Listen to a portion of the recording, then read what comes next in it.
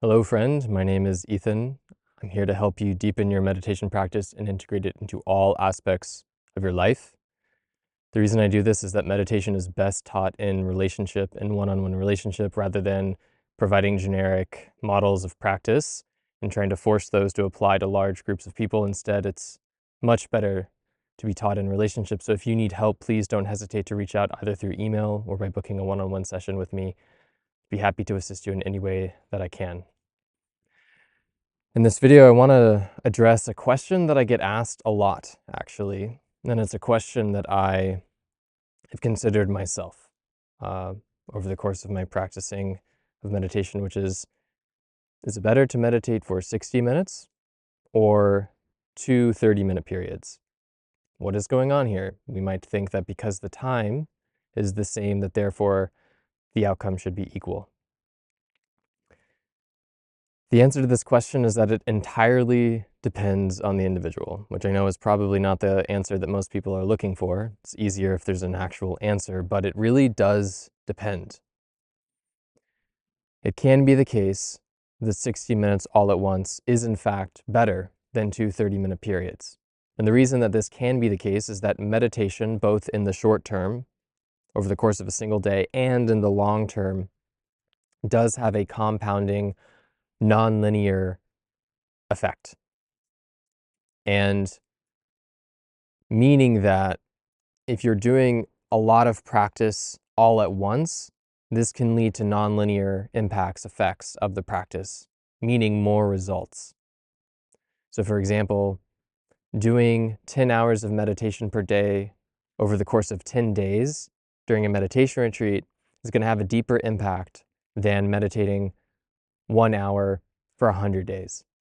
However, and this isn't the end of the story. This kind of masculine, like more is better, more intense is better. This masculine approach to practice is not the end. It needs to be held within the context of what you could say the feminine, what you could call the feminine, or just what in Buddhism is referred to as right effort.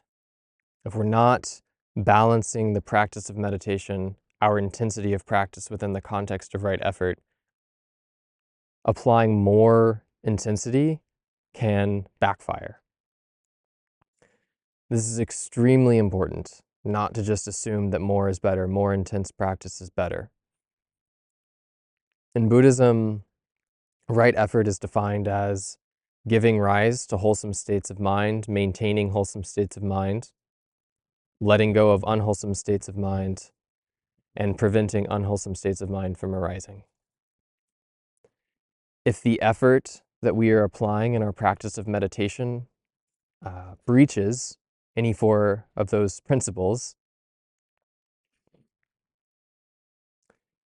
it's doing more harm than good. It's really important to remember that meditation is not just this singular practice that we do in isolation. It's held within the context of a larger spiritual path. And you could then also say, this is just saying the same thing but in different language, meditation is a practice that is embedded into the context of our life and into the context of the web of our relationships. It's not something that is just practiced in isolation. And so in the case of the practice itself, though, in isolation, if we are giving rise to tension, if we are giving rise to unwholesome states of mind, if doing those 60 minutes ends up backfiring, is just creating more tension, more suffering, then it's not better to do 60 minutes all at once. It's better to split it up because that is what allows us to maintain wholesomeness. This is a path of peace. This is a practice that should be leading us towards peace and happiness. And if it's not, we need to reevaluate what we're doing. Furthermore, if by doing those 60 minutes, we are not taking responsibility for different responsibilities in our life, if doing those 60 minutes means that we are now more aggravated, don't have the capacity to show up in our relationships, then it's better to split it up. It is that simple. The question is not a straightforward yes and no. And it's important to watch if this is happening for you, to watch the state of mind that is craving after more is better, more intense is better. I want more results from this practice. What can I get from this practice? It's really important not to let that mind dictate the decision. If we can maintain wholesome states of mind, if we can actually give ourselves the time for a full hour all at once, and if the practice is leading towards more harmonious, honest, sensitive, caring relational dynamics in our life, then yes, do the 60 minutes.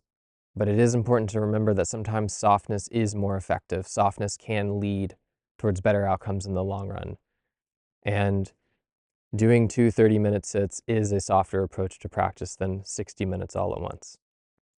That being said, there are softer ways to practice 60 minutes of meditation.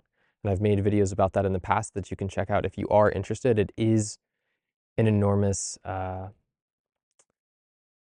significant thing to be able to sit for an hour and be at peace, to maintain a quality of mind that is beneficial for ourselves and others.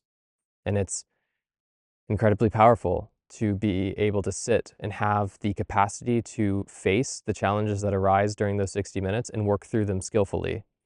So I'm not saying to not push the edge, and I'm not saying that it's bad to attempt to sit for 60 minutes and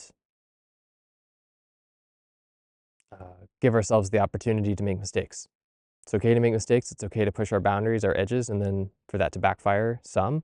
But in the long run, we need to consider when setting up our practice for a day, over a long period of time, remember that it's not just something that is done in isolation. It has to be held within a broader context. So that's all I have. If you need help with your meditation practice, please don't hesitate to reach out either through email or through booking a one-on-one session with me. Thank you for your meditation practice, and I'll see you guys in the next video.